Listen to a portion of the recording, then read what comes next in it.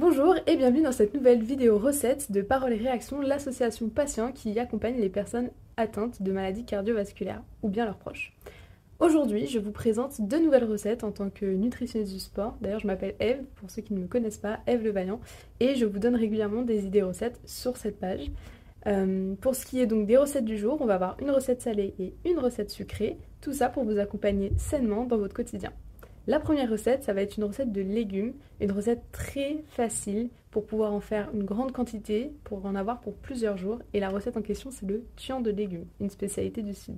Vous allez voir, dans cette recette, le plus difficile, c'est juste de couper les oignons sans pleurer. Après, une fois qu'on a coupé tous les légumes en tranches, qu'on les a badigeonnés d'un peu d'huile, d'ail, d'assaisonnement, on les enfourne pendant 40 minutes. On peut comme ça aller regarder la télé, s'occuper du linge, parler avec bidule, bref, s'occuper ou même cuisiner le reste du repas, pour ensuite y revenir et c'est prêt. Par magie, on n'a vraiment rien à faire.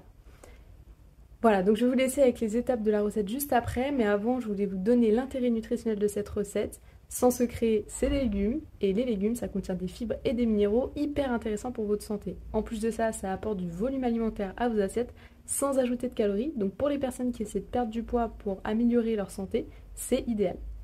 Voilà, donc on se retrouve avec la recette sucrée juste après les étapes de préparation du tuan de légumes et je vous en dis plus tout de suite. Voici les ingrédients dont vous aurez besoin pour ce tuan de légumes. Sachez aussi qu'il est possible de décliner cette recette en fonction des saisons.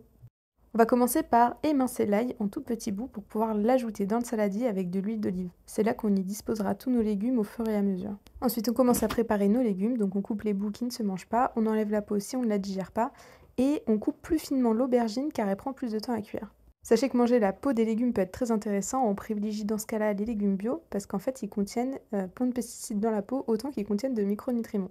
Bon là on attaque la partie un peu hard, moi personnellement les oignons c'est la pire partie, ça me fait pleurer comme vous pouvez le voir sur la vidéo, je suis au bout du bout. Mais en tout cas voilà, une fois que tout ça c'est fait, on n'a plus qu'à remuer tous les légumes et les badigeonner d'huile d'olive et d'ail pour qu'ils soient tous bien parfumés. Moi ici avec la quantité d'ingrédients que je vous ai donné, j'avais de quoi remplir 2 plats comme ça. Et il reste plus qu'à enfourner 45 minutes à 200 degrés. Plus les légumes sont frais et de saison, plus ils seront savoureux et moins on aura besoin d'ajouter de sel ou d'autres aromates. Pour ce qui est de la recette sucrée, on part sur une compote maison. L'intérêt de la compote maison, c'est qu'on peut forcément y mettre moins de sucre, voire même ne pas en mettre du tout, ça fonctionne bien. Et en plus, on peut faire autant de mix and match entre les fruits comme on le souhaite et comme on le préfère.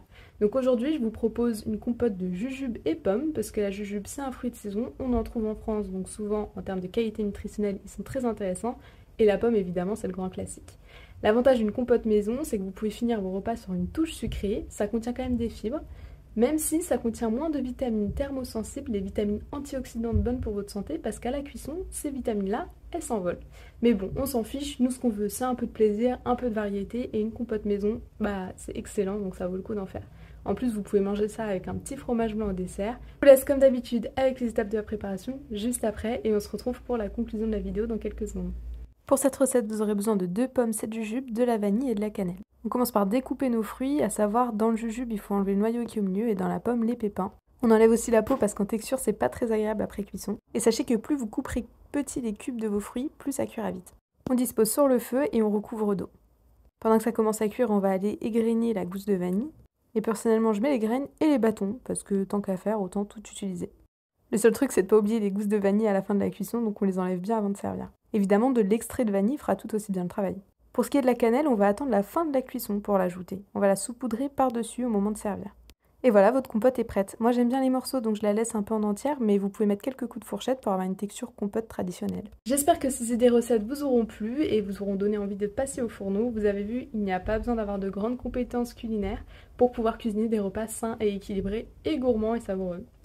Si vous voulez plus de suggestions sur votre nutrition, je vous invite à vous procurer ce livre que nous propose l'association parce que vous avez vraiment plein de conseils hyper basiques avec des schémas très faciles à comprendre qui vous expliquent les intérêts nutritionnels de vos repas, ce qu'il faut éviter, ce qu'il faut privilégier, pourquoi, comment, etc. On se retrouve le mois prochain pour d'autres idées recettes et sachez que d'ici là, l'association est active et vous propose des activités gratuites régulièrement comme par exemple des cours de yoga ou des sorties théâtre. Pour plus d'informations, je vous invite à regarder vos mails et à bien lire la newsletter parce que vous avez toutes les dates et les activités proposées là-bas. Bonne journée et à bientôt!